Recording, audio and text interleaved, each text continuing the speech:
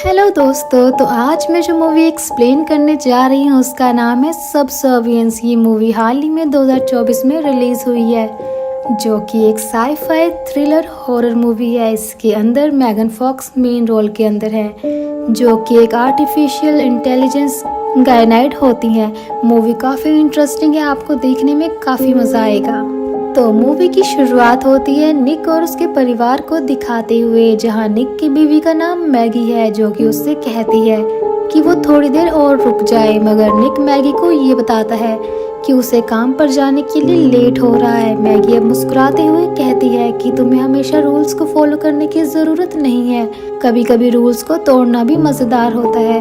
अब इन्हीं बातों के दौरान मैगी की चेस्ट में अचानक से पेन होने लगता है। निक घबराकर पूछता है कि उसे क्या हुआ। एज एन ऑडियंस हम ये देख पाते हैं कि एक्चुअल में मैगी को हार्ट अटैक आया था और उसे हॉस्पिटल एडमिट कराया जाता है। अब यहाँ से सीन शिफ्ट होता है और हमें कोबोल इंडस्ट्रीज को दिखाया जाता है, जहाँ पर एक एग्जीबिशन हो रही थी। निक अपने बच्चों के साथ एआई रोबोट लेने आया है। वहाँ पर कई सारे रोबोट थे, जिसको देखकर निक और उसकी बेटी आयला ऑब्जर्व करते हैं कि ये रोबोट तो बिल्कुल इंसानों जैसे दिखते हैं। इनफैक्ट वो इनका बर्ताव भी मिमिक करते हैं। वो ये सब देख ही रहे थे कि इतने में ही सेल्स पर्सन आकर निक से ये बताता है कि वो उसकी लाइफ कैसे सिंप्लीफाई कर सकते हैं। तो सेल्समैन निक को ये बताता है कि जो रोबोट है वो अपनी प्रोग्रामिंग को कंसिस्टेंटली और कॉन्स्टेंटली कस्टमाइज एंड अपग्रेड करते हैं, ताकि यूजर्स को अच्छे से सर्वे कर पाए, और हाउस होल्ड वर्क जैसे कि कुकिंग, क्लीनिंग, चाइल्ड केयर में भी एक्सपर्ट हैं। अब ये सुनकर निक आयला की राय लेने के लिए पीछे मुड़ता है, तो देखता है कि आयला वहाँ पर थी ही नहीं, और पैनिक में वो हर जगह उसे ढूंढने लगता है। अब सेल्समैन निक को समझाता है कि उसे टेंशन लेने की ज़रूरत नहीं है, उसने सिक्योरिटी को ऑलरेडी अलर्ट कर दिया है। तभी एक एआई रोबोट आयला को निक के पास लेकर आती है और निक उसे देखकर चैन की सांस लेता है। अभी रोबोट निक से ये पूछती है कि क्या वो आयला का ध्यान रखे जब तक निक शॉपिंग कर रहा है। तो इस पर निक बोलता है क्यों नहीं, चाहे तो तुम इसको रख लो और कुछ काम पर भी लगा सकते हो। यहाँ पर एआई रोबोट जवाब देती है कि परफेक्ट आइडिया, और इसकी छोटी हाइट अवन को साफ करने में हेल्प करेगी। ये सुनकर निक थोड़ा सा शॉक रह जाता है, लेकिन तभी सेल्स पर्सन निक को समझाता है कि ये सिर्फ मजाक कर रही है और ये रोबोट्स ब्रांड न्यू सीरीज के हैं, जो कि प्लेनेट का सबसे सोफिस्टिकेटेड एआई है, जो कि इंसानों को मिमिक कर सकता है। अब अगली सुबह हम देखते हैं निक अपने छोटे बच्चे मैक्स को खाना खिला रहा होता है, और फोन पर वो कह रहा होता है कि आज उसे काम पर आने में लेट हो जाएगा, क्योंकि उसे आयला को स्कूल छोड़ने जाना है। तभी दरवाजे पर दस्तक होती है और निक जब दरवाजा खोलता है तो वहाँ पर एआई रोबोट एलिस थी, जिसका किरदार इस मूवी के अंदर मैगन फॉक्स ने निभाया है। फिर उसको देखकर निक घर को साफ करने लगता है, लेकिन एलिस कहती है कि उसे घर साफ करने की जरूरत नहीं है, क्योंकि एलिस इंसान नहीं है। और आयला एलिस को देखने के लिए एक्साइटेड थी, लेकिन निक उसे स्कूल जाने के लिए रेडी होने के लिए कहता है। एलिस पूरे घर को एग्जामिन करती है और निक से सबके रूटीन शेड्यूल के बारे में पूछती है। अब घर को एग्जामिन करते टाइम एलिस का हाथ रेलिंग पर पड़ता है, जो कि टूटी हुई थी, लेकिन निक बोलता है कि वो उसको जल्द ही ठीक करवा देगा, लेकिन एलिस कहती है कि वो इसको कर सकती है। अब एलिस निक से पूछती है कि क्या वो अपने अलावा किसी और को भी उसका प्राइमरी यूजर बनाना चाहता है, तो निक मना कर देता है। फिर इसी बीच आयला निक को उसे स्कूल ड्रॉप करने के लिए कहती है, जिस पर एलिस ये बोलती है कि वो उसे छोड़ आएगी, लेकिन निक मना करता है और उसे सिर्फ घर की सफाई करने के लिए कहता है। बेसिकली उसने इस रोबो को हायर किया था जब तक उसकी बेबी मैगी घर पर नहीं आ जाती। अब निक और आयला के जाने के बाद एलिस पूरी शॉपिंग लिस्ट को ही एक ब्लिंक में ऑर्डर कर देती है, और घर को साफ करते टाइम निक और मैगी की तस्वीर काफी गौर से देखती है। निक और आयला के घर लौटने पर ये देखते हैं कि घर पूरा साफ था, और डिनर करते टाइम आयला ये कहती है कि ये मॉम की रेसिपी जैसा टेस्ट नहीं करता। एलिस माफी मांगती है और बोलती है कि वो अगली बार कोई और रेसिपी ट्राई करेगी। तभी मैक्स रोने लगता है और निक उसे संभालते हुए लिटिल बर्डन कहता है, लेकिन एलिस इस चीज का मतलब थोड़ा सा अलग निकाल लेती है। वो निक से पूछने लगती है कि क्या वो मैक्स को ऊपर वाले कमरे में ले जाए, जिससे कि निक तंग ना हो, मगर निक इस पर मना कर देता है और एलिस को मैक्स के लिए बाथ प्रिपेयर करने के लिए कहता है। अब देर रात आयला को कुकीज की क्रेविंग होती है, तो वो कबर्ड से कुकीज लेने के लिए चेयर का सहारा लेती है, लेकिन उसका बैलेंस बिगड़ जाता है और वो गिरने ही वाली थी कि एलिस उसे बचा लेती है। अब शोर सुनकर निक ऊपर आता है और ये देखता है कि एलिस की थाई में कांच चुभ गया है। वो एलिस से पूछता है क्या वो ठीक है, तो उसके जवाब में एलिस हाँ बोलती है। फिर निक आयला को लेकर वहाँ से चला जाता है। थोड़ी देर बाद जब एलिस अपनी थाई से कांच का टुकड़ा निकाल कर बैंडेज कर रही होती है, तो वहाँ पर निक आकर एलिस को मैगी के कुछ कपड़े देता है। निक एलिस से पूछता है कि क्या डैमेज ज़्यादा है और क्या उसे एलिस को रिपेयर करवाना पड़ेगा।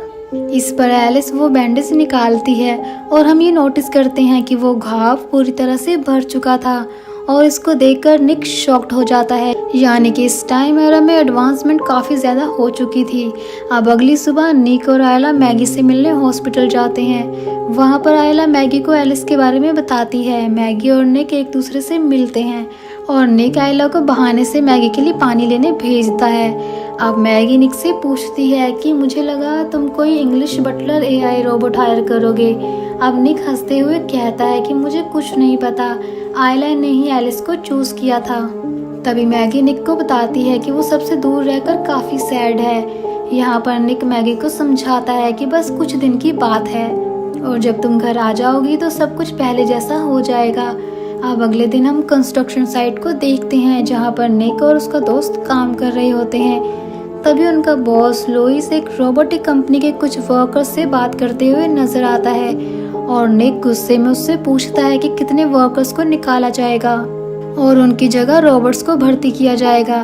तभी लोइस उसको बताता है कि तुम्हारे अलावा सबको निकाल दिया जाएगा क्योंकि हमें इंश्योरेंस कंपनी के लिए एक इंसान रखना ज़रूरी है और निक उसके लिए बिल्कुल परफेक्ट रहेगा। निक गुस्से में जॉब छोड़ने के लिए कहता है, लेकिन लोइस उसको समझाता है कि तुम्हें परिवार के बारे में भी सोचना चाहिए। खैर शाम को निक थक हार कर घर आता है और आयला निक को बताती है कि उसे स्पेलिंग में 99 मार्क्स मिले हैं, लेकिन निक कहता है कि वो कपड़े चेंज करने के बाद वो देखेगा। पर आयला जिद करती है तो वो अपना सामान जमीन पर छोड़कर बच्चों के पास बैठने चला जाता है और तभी हम एलेक्स को ये सब ऑब्जर्व करते हुए देखते हैं। और जैसा कि कंपनी ने बताया था, ये जो एआई रोबोट्स होते हैं वो खुद को कंसिस्टेंटली अपग्रेड करते रहते हैं। खैर थोड़ी देर के बाद में निक को गैराज में गाड़ी ठीक करते हुए दिखाया जाता है। तभी वहाँ पर एलिस आकर लाउड म्यूजिक को चेंज करती है और निक से कहती है कि आज उसने डिनर अच्छे से नहीं किया। तो निक उसे बताता है कि उसका दिन आज ठीक नहीं था, पर एलिस कहती है कि उसे खुशी होगी निक की बात सुनने में। तो वो उसे अपने दिन के बारे में बताता है कि कैसे सबकी जॉब चली जाएगी।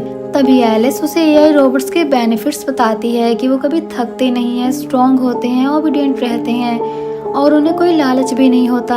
यानी कि वो इंसानों को मॉक कर रही थी। अब एलिस निक को ड्रिंक पॉर करते हुए कहती है कि वो आयला को सुलाने जा रही है। अब आयला ब्रश करते टाइम एलिस को कहानी सुनाती है और उससे कुछ सवाल करती है। अब सवालों के दौरान आयला एलिस से ये पूछती है कि क्या उसकी मॉम हॉस्पिटल में मर सकती है। इस पर एलिस कहती है कि तुम्हें ये सब नहीं सोचना चाहिए। अब आयला एलिस से कहती है कि वो कभी ब्रश क्यों नहीं करती।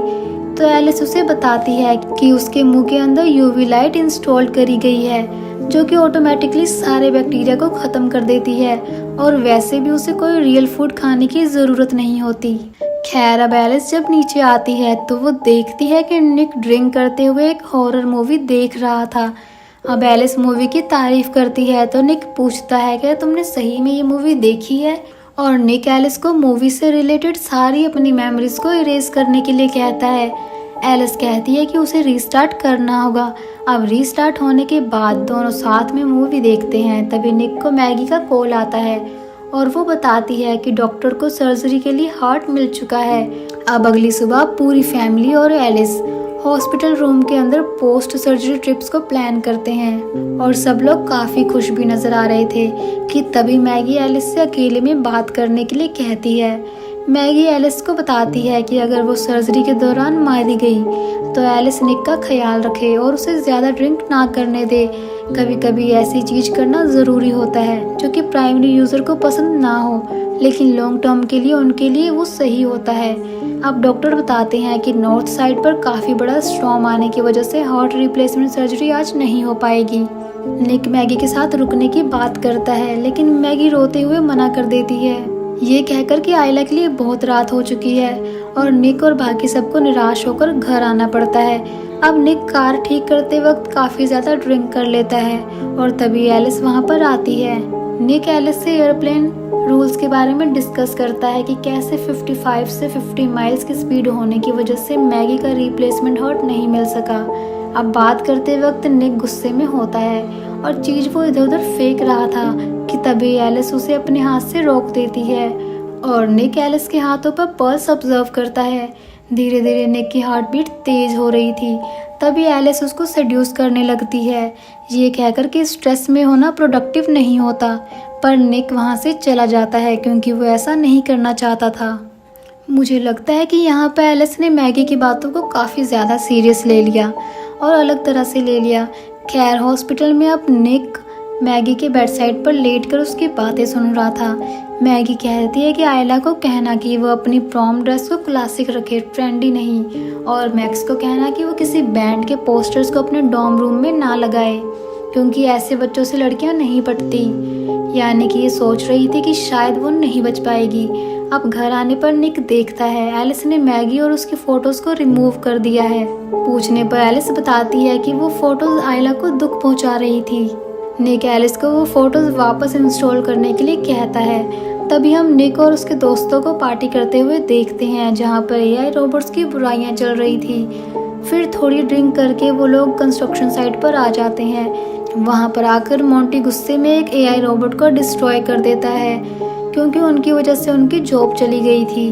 अब निक शावर ले रहा था कि तभी एलिस वहाँ पर मैगी के कपड़ों में उसे टॉवल देने के बहाने से आती है और उसे फिर से सेड्यूस करने लगती है और निक के मना करने पर वो खुद को अनड्रेस कर देती है और निक को बार बार मैनिपुलेट करने की कोशिश करती है और अपनी वॉइस को बिल्कुल मैगी की वॉइस से रिप्लेस करके निक के साथ इंटीमेट भी होती है। अब अभी सुबह निक एलिस से कहता है कि हमें ये सब बंद करना होगा क्योंकि ये सब गलत है, मगर एलिस कॉन्स्टेंटली बातें घुमाकर उसे कन्विंस करने की कोशिश कर रही थी। खैर इतने में ही वहाँ आयला आती है और निक उसे स्कूल ड्रॉप करके काम पर चला जाता है।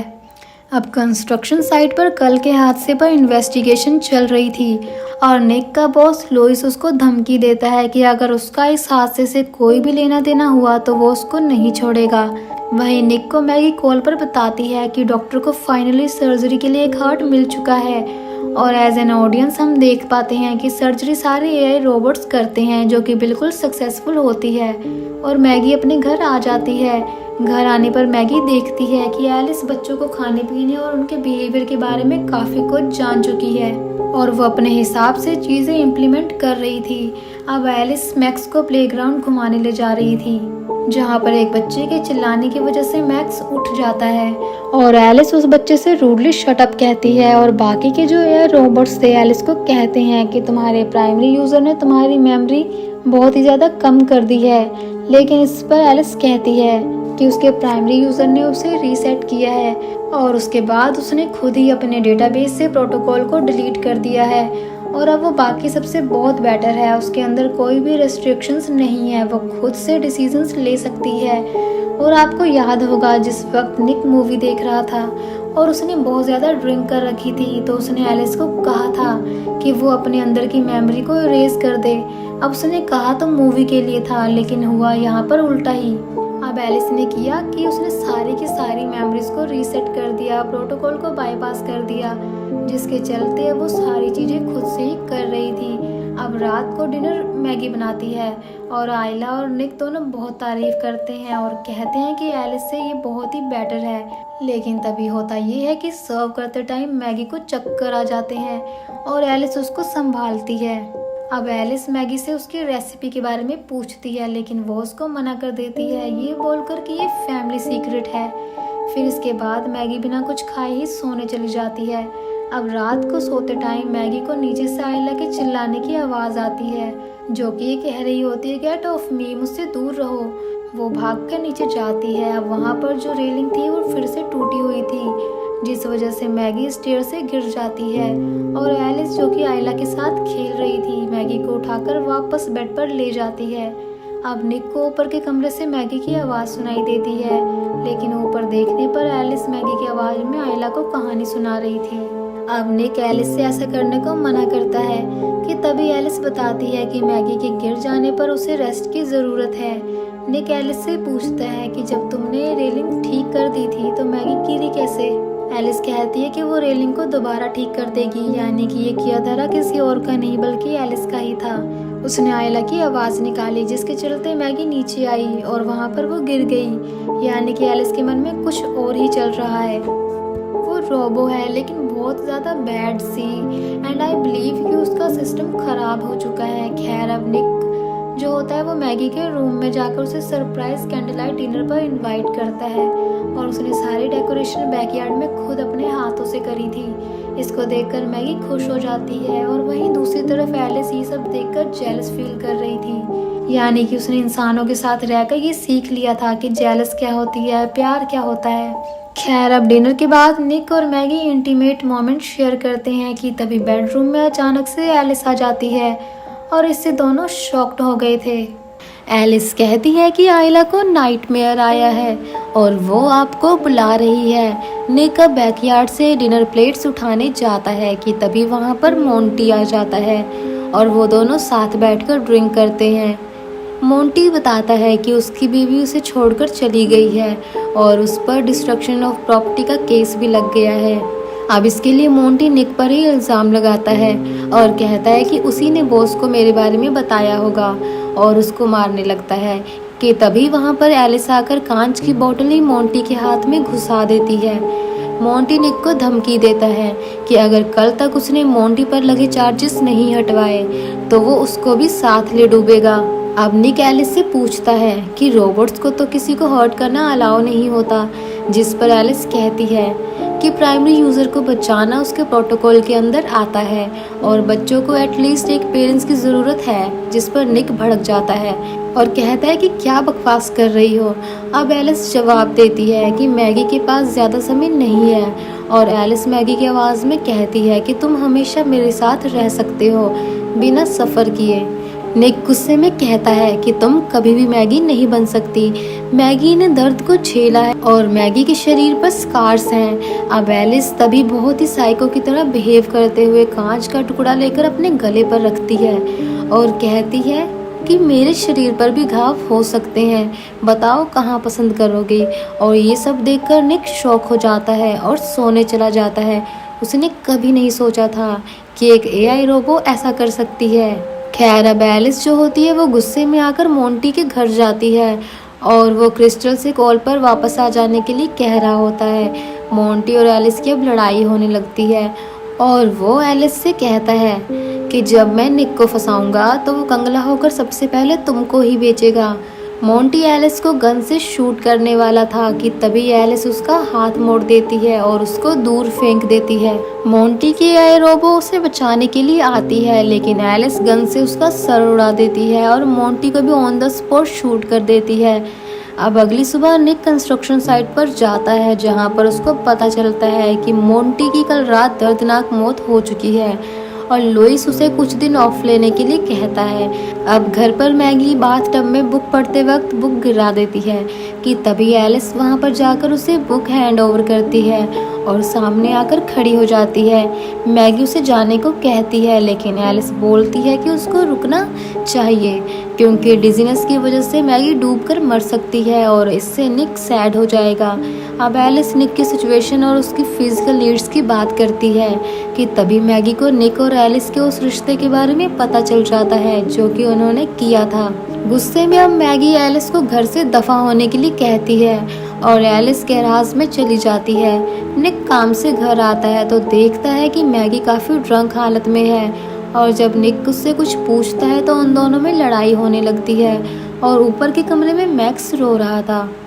निक बार बार ऊपर जाने के लिए पूछता है मगर मैगी मना कर देती है और एज एन ऑडियंस हम ये देख पाते हैं कि एलिस मैक्स के रूम में होती है और वो उसको लिटिल बर्डन बुला रही थी। जैसा कि स्टार्टिंग में निक ने उसे मजाक में कह दिया था। खैर एलिस मैक्स को बाथटब में रखकर टैप वाटर ऑन कर देती है और मैक्स की आवाज़ सुनकर आयला एलिस के पीछे जाती है और चिल्लाने लगती है।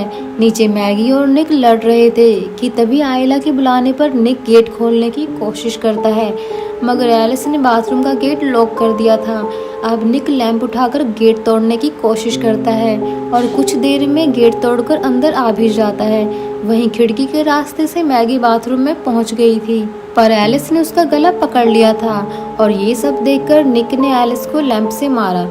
एज एन ऑडियंस हम ये देख पाते हैं कि एलिस को भी गुस्सा आ रहा था।